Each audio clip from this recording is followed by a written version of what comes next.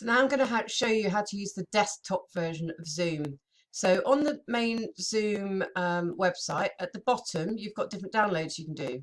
So I've got the meetings client. So if you click on that and you download the version you need, so Zoom client for meetings.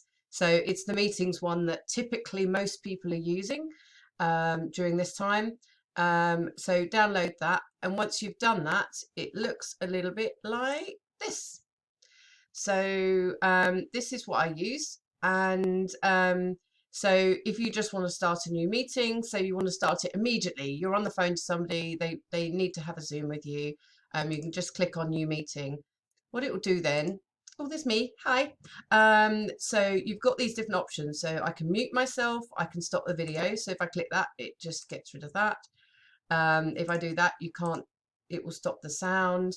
Manage participants, share, chat. So if I click on that, the chat box, I get a little chat room come up. I can record it. I can invite my friends. So this is really useful. So if you click that, sorry, I've got two screens, I'm going to move it here. You can, you've got all these different ways of inviting people. The way I tend to do it is copy URL. It will then give you a small URL to use. Let me just get an empty browser, so it will look a bit like that. And then you can then just message it to your friends or whoever you need to have a meeting with. And there you go. So that's the really, really quick way of signing up to a meeting. So I'm going to kill this one now. So end meeting. And I can either leave it open, but I just leave, or I can end meeting for all. So that's just new meeting. So you've got this join thing. So if you want to join someone else's meeting, you click that. And then you can type in the ID, so which is the long numbers at the end. Or if you've already been in a meeting, if you click this little drop down, you get other people's meeting IDs. So I'm trying to get rid of that because there's some personal stuff on there. But you can see previous meetings you've joined, and you can then just click join and you can rejoin that link. The one I use mostly for my business is schedule. So what you could do here is you could schedule it. So it comes up with a suggested title, but I can change that. You can change the date, the time you want it, how long you want it for. All this does is it's for your calendar when you sync it with your calendar.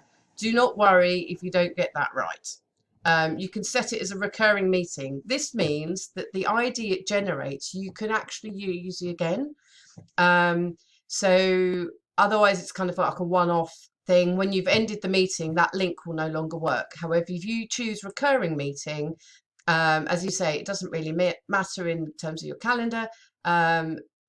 You can now use this link that it will generate afterwards.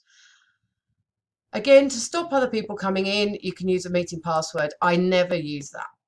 You can set the default for this particular meeting to, I always set it on for video and participants, host and that.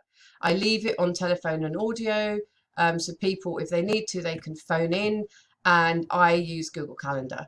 So I've never really used advanced options before, but so you can automatically mute participants on entry. So that'd be really good if you're saying doing a meditation class or something, you don't want people to start talking. So you can automatically record it. There's lots of so I normally let this leave this in terms of enable join before host, because if I'm running a minute late, I want them to know they can at least log on. And then you hit schedule, or whatever the button is that it gives you on the appropriate thing.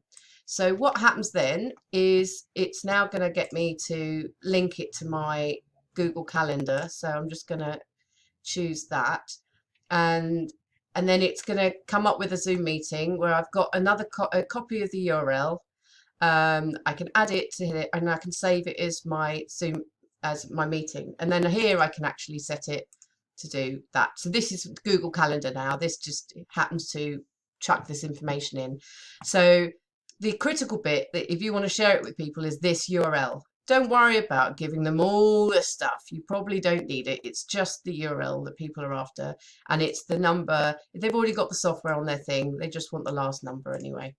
So I hope that's been helpful. Let me know if you have any issues with Zoom. And I'll do another one in a minute on the controls within Zoom as well. Thank you.